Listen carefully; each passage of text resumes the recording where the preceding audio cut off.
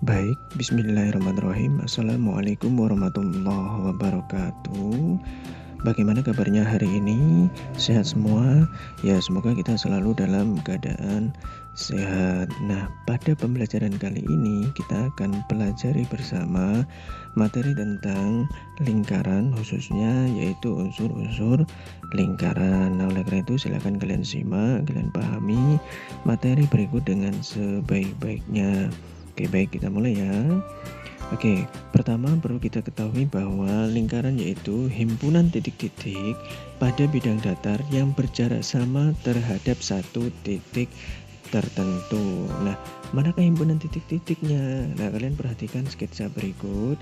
Nah, garis ataupun kurva lengkung berikut ini sebenarnya adalah merupakan himpunan titik-titik. Jadi ini adalah himpunan titik-titik yang jumlahnya sangat banyak sekali dan dia akan berjarak sama terhadap satu titik tertentu yang dalam hal ini titik tertentu tersebut adalah titik L. Nah, misal di sini terdapat titik A, titik B, maka titik A dan titik B jaraknya akan sama terhadap titik L tersebut. Nah, titik L berikut dinamakan sebagai titik pusat lingkaran. Nah, oke, kita ketahui bersama. Pertama, unsur-unsur pada lingkaran itu adalah titik pusat lingkaran. Nah, oke, bisa dipahami ya. Kita lanjutkan ke unsur-unsur lingkaran yang lain. Nah, oke.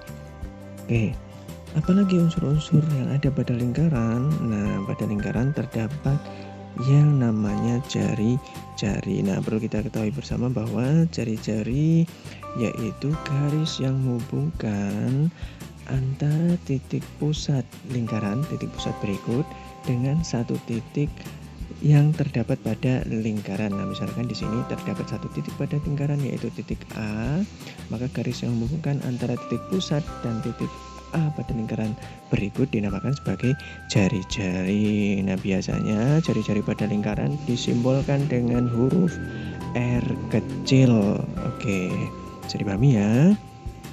Nah, maka yang selanjutnya apalagi? Diameter. Manakah diameternya? Nah, perlu kita ketahui terlebih dahulu bahwa diameter merupakan garis yang menghubungkan, ingat, garis yang menghubungkan dua titik pada lingkaran dan melalui titik pusat lingkaran. Nah, misalkan di sini terdapat titik A pada lingkaran, oke.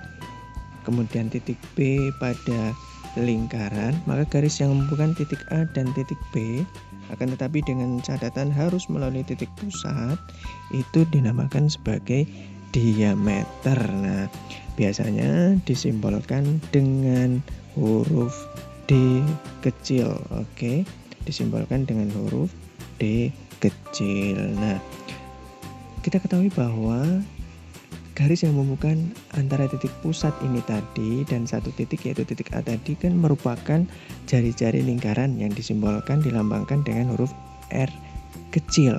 Nah, maka garis yang menghubungkan antara titik B dan titik L ini juga merupakan jari-jari lingkaran sehingga kita bisa ketahui bahwa besar diameter suatu lingkaran akan sama dengan 2 kali jari-jari. Oke, bisa dipahami ya. Oke, baik, kita lanjutkan. Kemudian apa lagi?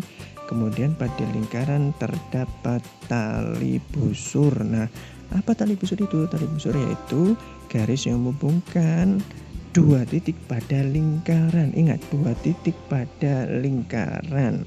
Nah, tidak ada tambahannya. Tidak ada tambahan, dia harus melewati titik pusat. Sehingga bagaimana bentuknya? Manakah tali busurnya? Nah, misalkan di sini terdapat misalkan, mohon maaf sebentar. Misalkan di sini terdapat suatu titik. Misalkan ini adalah titik A. Kemudian di sini terdapat titik Oke, kita ulangi ya. Nah, misalkan pada lingkaran berikut terdapat titik A. Oke, ini misalkan titik A. Oke, kemudian ada lagi titik B. Nah, misalkan di sini titik B. titik B.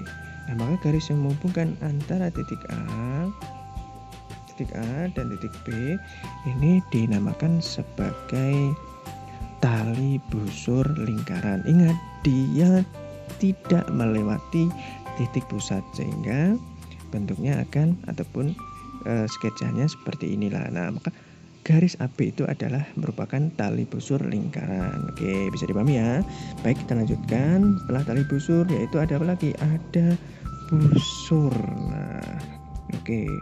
Kalau pada lingkaran ini manakah tali busurnya? Nah, manakah busurnya?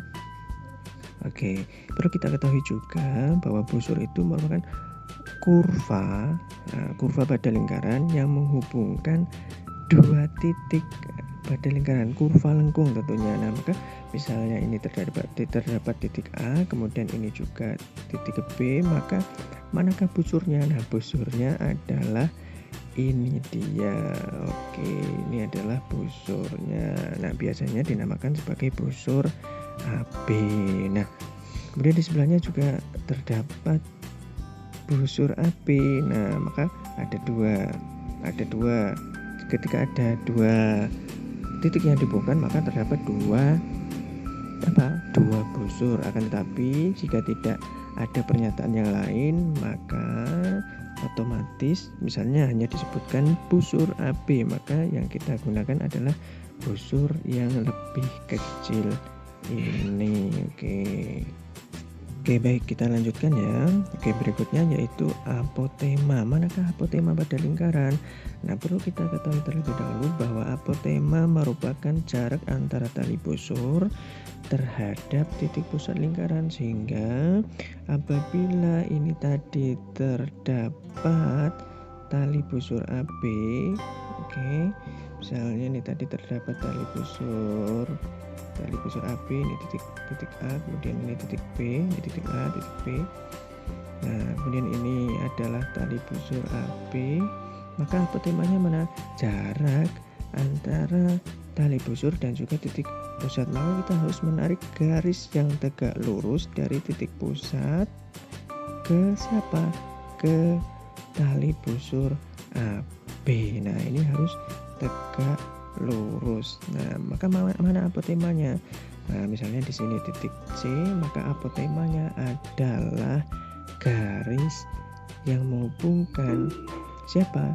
Yang menghubungkan kedua titik, yaitu titik L dan juga titik C. Maka garis LC ataupun garis CL itu merupakan apotema dari suatu lingkaran. Nah, perlu kita ketahui di sini bahwa apotema akan membagi tali busur ataupun suatu tali busur yang dalam hal ini tali busurnya adalah tali busur AB menjadi dua sama panjang. Maka mana yang sama panjang? Yaitu garis AC dan juga garis BC. Nah, nanti AC akan sama dengan BC. Nah, panjangnya nanti akan sama. Oke, baik, kita lanjutkan. Nah, selanjutnya yakni juring. Nah, manakah juringnya? Oke, juring merupakan daerah yang dibatasi oleh siapa? Oleh dua jari-jari dan juga tali busur yang diapit oleh kedua jari-jari tersebut. Nah, misalnya begini. Nah, misalnya di sini ada sebuah titik, terdapat sebuah titik, misalnya ini titik A, kemudian ini titik B. Oke, ini titik B. Ada titik A, kemudian satu lagi ada titik B, maka mana jari-jarinya? Nah, ini merupakan jari-jari, kemudian ini juga jari-jari. Nah, dua jari-jari dan satu siapa? Satu busur. Nah, di sini misalnya terdapat busur AB. Nah, misalnya terdapat busur AB. Nah, maka daerah berikut. Nah, daerah berikut ini dinamakan sebagai siapa? Sebagai juring.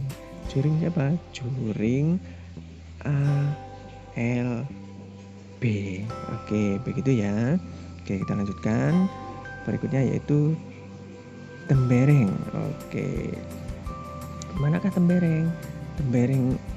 Tembereng juga sama, yaitu daerah ataupun luasan, tetapi batasnya beda. Dibatasi oleh siapa?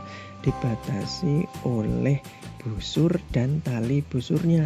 Nah, bagaimana itu? Nah, misalkan terdapat busur. Nah, misalnya di sini terdapat suatu busur. Nah, misalnya ini busur siapa? Ini misalnya busur CD. Nah, maka di sini juga terdapat tali busurnya. Tali busur siapa? Tali busur CD juga. Nah, ini tali busur CD. Nah, maka mana luasannya? Nah, luasan inilah yang merupakan tembereng. Oke, bisa dipahami ya. Nah, kemudian di sini ada lagi yaitu sudut pusat. Nah, sudut pusat itu apa? Nah, sudut pusat itu terbentuk ataupun dibatasi oleh kaki sudutnya yang merupakan jari-jari lingkaran dan titik sudutnya pada pusat lingkaran. Nah, ini juga bisa kita gunakan. Nah, ini misalnya pada sketsa berikut terdapat dua kaki sudut, yaitu ini ada LA, kemudian ada juga LB. Nah, dua kaki sudut ini berpotongan pada satu titik, yaitu pada pusat lingkaran. Nah, sehingga sudut ALB merupakan sudut pusat lingkaran. Oke, cukup mudah ya. Silakan nanti kalian pahami lebih lanjut. Oke, baik, kita lanjutkan ke contoh soal. Nah, misalnya terdapat suatu soal, yaitu perhatikan gambar berikut. Oke, kita perhatikan bersama. Pada gambar terdapat gambar sebagai berikut ataupun seperti berikut. Kemudian ada keterangan yang menyatakan bahwa jika besar sudut pusat BOC, nah sudut pusat lingkaran yang mana? Berarti yang ini dia BOC. Nah, oke, ini BOC ini. Oke, BOC. Oke, bisa dipahami ya. Ini BOC ataupun bisa kita simbolkan dengan begini. Ini BOC. Oke. Ini BOC. Oke, itu BOC. Besarnya adalah 124 derajat. Kemudian pertanyaannya adalah tentukan besar sudut BOD. Mana BOD? Nah, inilah dia BOD. Oke. Bagaimana cara menentukannya?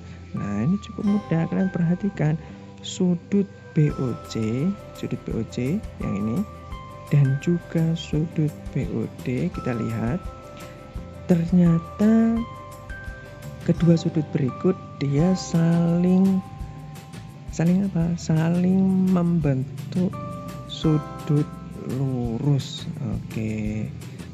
Sehingga bisa kita katakan saling berpelurus. Sehingga bagaimana? Sehingga kita ingat kembali teori sudut yang saling berpelurus, bahwa pada sudut berpelurus bagaimana jumlah sudut-sudutnya, ya dalam ini jumlah dua sudut, yaitu sudut BOC dan sudut BOD, jumlahnya nanti adalah 180 derajat, sehingga sudut BOC ditambahkan dengan sudut siapa? Sudut BOD akan sama dengan 180 derajat. Nah, sudut BOC-nya siapa? Sudah diketahui atau belum? Sudah. Berapa besarnya?